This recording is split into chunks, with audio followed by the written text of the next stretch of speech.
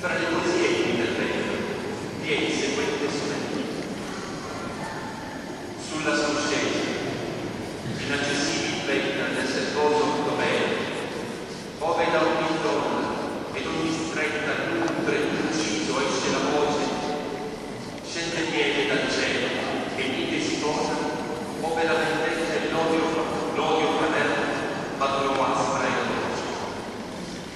Scende miele dal cielo e si posa sul suolo sardo il sanguinato del si lunga stagione, che ci guarda in pace, mostrando a tutti la benedetta immagine della croce, ma la destra protesa e il dolce sguardo sul suolo ancora insanguinato parte vita, pace qui, pace. Io ignoravo il fondo etico religioso dell'anno passato e dopo la lettura del sonetto significato mi si apersero gli occhi su una più grande e profonda visione del compito che si imponeva la missione educativa e redentrice del mio Gesù. L'ogni mia azione mi spingeva con un ardimento così tagliardo da fare esca ad ogni lume e guardare con occhio calmo e sereno ad ogni depressione, ad ogni contrarietà, ad ogni sconforto.